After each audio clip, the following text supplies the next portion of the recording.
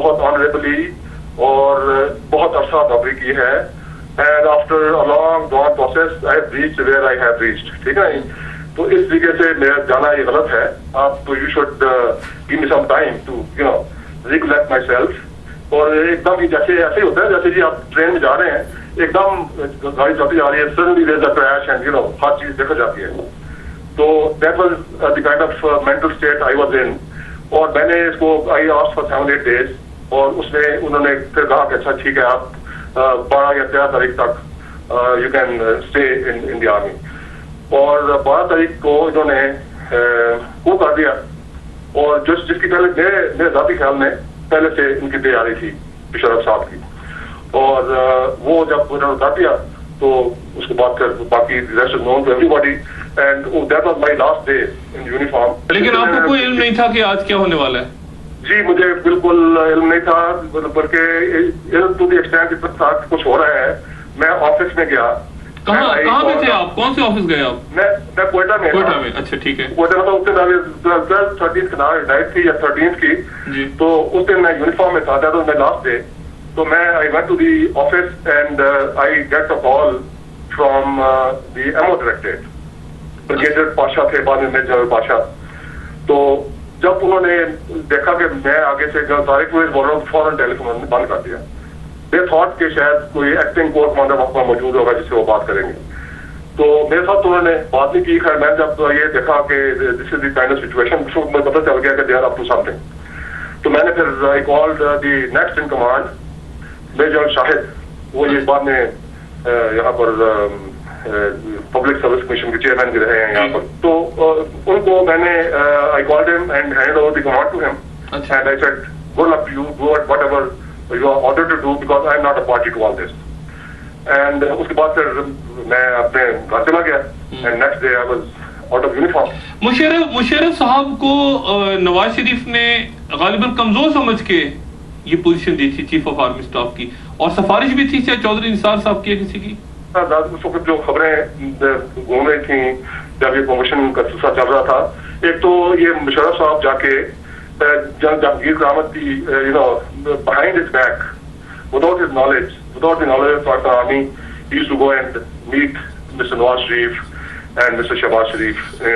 وہ جا کے ان کو ملتا تھا, اور he would discuss all kinds of things کہ آپ مجھے بنائیں گے تو یہ کروں گا تو وہ کروں گا وہ ہوگا. یہ ایک پرسپشن تھی یا ایک سوچ تھی یا ایک بات چلتی تھی اس وقت فوج میں کہ یہ جا کے ان کو ملتے ملاتے ہیں. مشرف صاحب کے پولیٹیکل ایمبیشنز آپ کو لگتے تھے جب یہ ملتے تھے نواز شریف سے, یا اور بھی کوئی رابطہ تھا ان کا؟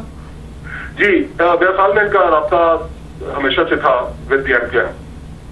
اچھا یہ کیسے کہہ رہے ہیں, یہ کیسے کہہ رہے ہیں؟ کورٹ کمانڈرز کانفرنس میں ان کی یہ کھل مکھلا سپورٹ کرتے تھے. اور یہی جو واقعہ ہوا جس میں کلیم کیا جاتا ہے کہ ہزاروں افراد کا قتل عام ہوا اور وغیرہ وغیرہ, تو ان دنوں میں جنرل جہانگیر قیامت یعنی آپ بات کر رہے ہیں پیپلز پارٹی کے دوسرے دور کی جب کراچی میں آپریشن ہو رہا تھا. جی میں اس کی بات کر رہا ہوں. اور یہ اس وقت ڈی جی ایم او تھے, یہ اس وقت کورٹ کمانڈر تھے. ٹھیک ہے. تو جب یہ ڈی جی ایم او تھے اس وقت general Naseer Akhtar corps commander تھے وہاں پر, اور جنرل اقبال اس وقت بریگیڈیئر تھے, وہ چیف آف اسٹاف تھے. اچھا. 5 کور کراچی میں. ٹھیک ہے. تو آپ کہہ رہے ہیں کہ مشرف صاحب کور کمانڈر کانفرنس میں ایم کیو ایم کو سپورٹ کرتے تھے؟ جی سپورٹ سے بات یہ ہے کہ انہوں نے بڑا ناراضگی کی حالت میں یہ کہا کہ وہاں پر اتنے بندے مارے گئے ہیں, ان کو کمپنسیشن ملنی چاہیے. یہ وہ بڑا ان کے چہرے سے ون کوڈ فیل کہ he is very upset and so on. اور یہ بھی ظاہر منٹس میں ہوگا, جے ایس یو کی منٹس میں ہوگا. یہ ان کی کیا ان کے تاثرات یہ منٹس ہونا چاہیے. جی یہ سوال انہوں نے کیا کہ کمپنسیشن ہونا چاہیے. مجھے جنرل جہانگیر قیامت نے سب سے پوچھا جی کہ آپ کے کیا ویوز ہیں, اور تمام کورٹ کمانڈر خاموشی سے بیٹھے رہے, کسی نے کوئی جواب نہیں دیا. تو انہیں میری طرف پوچھے مگر پی what do you have to say about it. میں اس دن کانفرنس اٹینڈ کر رہا تھا. اچھا. تو میں نے آئی جسٹ سیٹ کہ یہ ہوا ہے, یہ بڑا یعنی کمپنسیشن ہونی چاہیے, لیکن جو پنجابی اور پٹھان اتنی سینکڑوں یا ہزاروں کی تعداد میں مارے گئے ہیں, I had no exact figures, تو ان کا بھی کمپنسیشن کا سلسلہ ہونا چاہیے. تو آپ اس بنیاد سے کہہ رہے ہیں کہ مشرف صاحب کا رابطہ تھا ایم کیو ایم کے ساتھ؟ یہ نہیں, اس سے پہلے جب یہ بریگیڈیئر تھے جی, تو یہ اسٹاف کار پر بیٹھ کے जी 90 अजीजाबाद जाया करते थे, और ये बात मुझे जनरल ब्रिगेडियर इकबाल जो चीफ ऑफ स्टाफ थे उन्होंने बताई। नहीं, ब्रिगेडियर थे कहाँ पे, कराची में थे उस वक्त? ये जी वो चीफ ऑफ स्टाफ थे कराची में। तो ये जो कराची के रहने वाले थे जी। तो ये छोटा मोटा बहाना बना के ये कराची पहुंच जाया करते थे। अच्छा, यानी एक अगर इंस्ट्रक्शन लेवल की या प्लटून लेवल की कोई ट्रेनिंग एक्टिविटी हो रही है तो उसमें भी ये शामिल होने के लिए चले जाया करते थे। ये ऑन रिकॉर्ड है GHQ में। अच्छा, नहीं लेकिन क्या उनका 90 जाना भी ऑन रिकॉर्ड है as a chief of staff? मुझे नहीं है, पाकिस्तान वाले बेहतर बता सकेंगे, लेकिन मुझे जो जनरल इकबाल जिनसे मेरा रब्ता हमेशा रहा, वो चूंकि मेरे ब्रिगेड फादर थे और मेरे दोस्त भी थे, तो उन्होंने मुझे बताया कि ये जाता है। तो हमने इंटेलिजेंस वालों की रिपोर्ट पर यकीन नहीं किया, जिन्होंने बताया कि ये गए हैं। तो फिर मैं खुद जाके देख के आया, तो इसकी गाड़ी स्टाफ कार जो कि 5 कोर ने दी थी वो बाहर खड़ी थी उधर। अच्छा, तो इसके ऊपर क्या हुआ फिर? पूछगछ हुई? इंटेलिजेंस, कौन सी इंटेलिजेंस ने रिपोर्ट किया था ये, और किस दौर की बात है ये मुहतरम जी? कि जब जनरल 76 वहां पर कोर्ट मानर थे और ये चीफ ऑफ स्टाफ थे। अच्छा, लेकिन उस वक्त ऑपरेशन चल रहा था जी, पता नहीं भाई ना, क्योंकि मैं उस तरफ की नौकरी और सिलसिला इतना ज्यादा नहीं है, लेकिन ये मुझे इतना इल्म जरूर है कि चीफ ऑफ स्टाफ था ब्रिगेडियर इकबाल, और ये उधर जाते थे और उनको मिलते थे। और दूसरी एक और बात ये कि जब ये DGMO थे जी, जो भी कराची का ऑपरेशन होता था उसका इल्म उनको उससे पहले ही हो जाता था, और जब फोर्सेज सिक्योरिटी फोर्सेज जाती थी चेकअप वो रेड शेड करने के लिए, तो वहां पर उनको कुछ भी नहीं मिलता था। यानी आप बात कर रहे हैं ये 1992 की कि DGMO थे? जी 1992 की बात कर रहा हूँ, उसी जमाने की, बिल्कुल। और आपका कहना ये है कि इनके MQM से राब्ते थे, इसलिए ऑपरेशन के दौरान MQM का खबर हो जाती थी पहले? ये मतलब इसलिए कि जो भी ऑपरेशन 5 कोर में प्लान होता था उसका इल्म उनको हो जाता था। और I think everybody thought at that time, people who mattered, okay, he is the one। और इसके बारे में the matter was also reported to GHQ पे ये इंफॉर्मेशन पास कर देते हैं जब भी कोई ऑपरेशन प्लान होता है। इसका कोई डॉक्यूमेंट्री एविडेंस भी है? अगर हम काउंटर चेक करना चाहें तो कहीं से कोई प्रूफ मिलेगा इसका कि ये रिपोर्ट गई इस तरह से कि वो इंफॉर्मेशन पास ऑन कर रहे थे? ये जुबानी रिपोर्टें, इस तरह की रिपोर्टें राइटिंग कोई नहीं करता।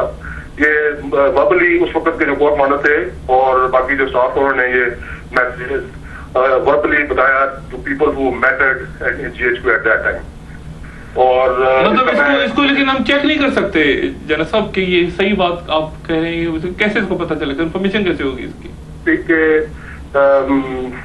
एक तो उनमें से बहुत हो गए हैं जी, इकबाल, और बाकी लोग हैं वो अगर if they are intellectually honest they should confirm it। अच्छा, किसके मसलन किसकी बात कर रहे हैं? मसलन please don't force me to take names, because उनमें से चंद बड़े करीबी दोस्त हैं। अच्छा, ठीक है। तो उस जमाने के वो लोग हैं, एंड अगर कोई चाहे तो उनको पता लग सकता है। और मेरे दोस्त ये बोले कि one of them is my benefactor। अच्छा, तो वो ये सिलसिला है। लेकिन जब मियां नवाज शरीफ ने गवर्नर रूल लगाया, MQM की हुकूमत खत्म की सिंध में, तो उस वक्त आर्मी के अंदर कोई खास रिएक्शन तो नहीं हुआ? बिल्कुल नहीं। तो आर्मी ने यानी सपोर्ट किया उस गवर्नर रूल को? नेचुरली, मतलब वो वहां पर जो कुछ भी हो रहा था उसको यानी इंक्लूडिंग परवेज मुशर्रफ साहब? नहीं, I will not be able to से सपोर्ट किया, क्योंकि सपोर्ट मतलब ये होता है कि आदमी रिजल्ट डाल दिया और ये ऐसी कोई बात नहीं थी।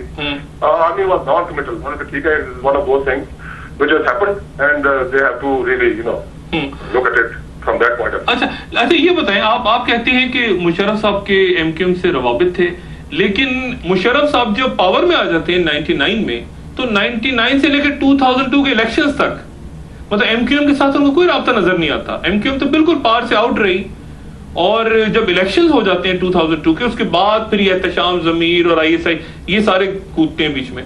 तो वो 2-3 साल का पीरियड जो है, उस वक्त तो MQM बिल्कुल इन नहीं थी मुशर्रफ साहब के साथ। इन नहीं थी, लेकिन राब्ते तो पब्लिकली नहीं होते ना, राब्ते तो ऐसे तरीके से होते हैं कि पता भी ना चले। ये